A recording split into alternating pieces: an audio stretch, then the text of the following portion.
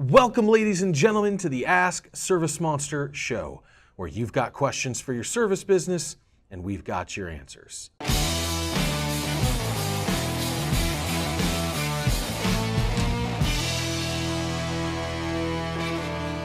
Today's question comes from Carlos. He asks, should I be upselling? How do I upsell without being a jerk? All right, I don't know how we haven't done this one already. Upsell is a major part of your game. There are plenty of industries and data and stats that show your tickets are going to go up by about 30% if you have a strategic and dedicated and consistent upselling program. This is all about the margins, guys, and I'll break this down, but let's just address one core thing. You're in sales, and I know a lot of you guys as a technician who really care deeply about the cleaning and providing value to the client. That doesn't sit well with you. And the upsell option to go out and try to sell Mrs. Jones on those extra services kind of puts a bad taste in your mouth. It's one gold chain away from a used car salesman. I get it.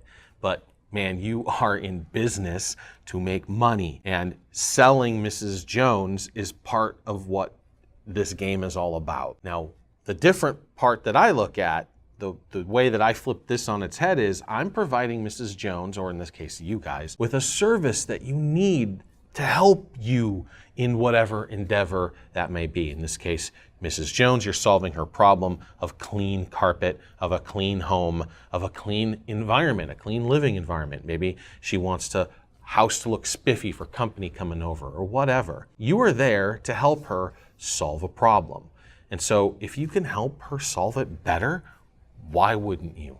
All right, let's break down a job real quick. I'm going to use some average numbers here, but you'll get the general idea. A $240 carpet cleaning service, let's say. By the time it's said and done, you're going to have $120 in costs.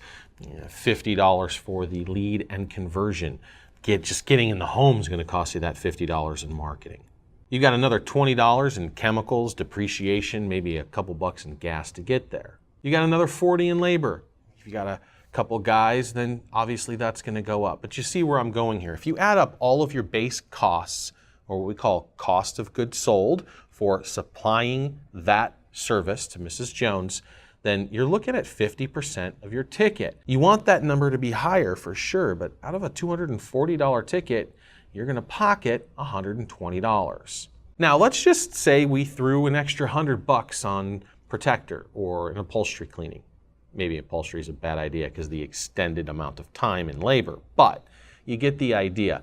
The amount of costs to provide that service are limited now only to the actual chemicals, equipment, depreciation, and labor. And in a lot of cases, that doesn't go up very much at all. So now you're looking at 70 or 80% margins on your cost of goods sold for those upsell products. It can make a big difference. So you're going to take home $80 out of that $100 upsell, where previously out of $240, you were taking home $120. So now you're taking home $200 out of a $340 ticket. I'll take those margins all day long, and that is going to make your business all the more healthy. Now again, how do you do this without being smarmy? That's the core of this question. And I do have a way that you can approach this, a practical exercise that you can employ that will greatly increase your upsell potential. Be a consultant.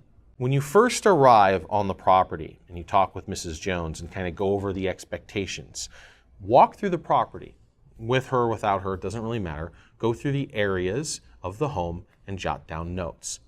Kind of the mental picture of what you need to do the job, which you're already doing when you assess each area of the site. But when you take a look at it beyond what she's asking for, maybe you see some frayed or discolored carpet and you offer carpet repair and color services.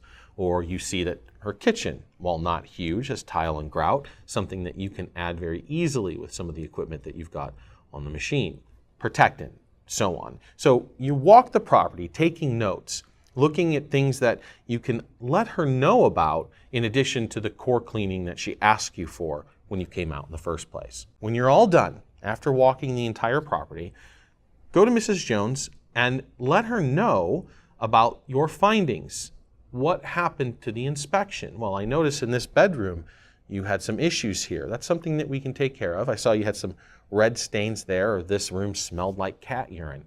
So talk to her about the options that she has and kind of about what that's going to run her. Set the expectations clearly.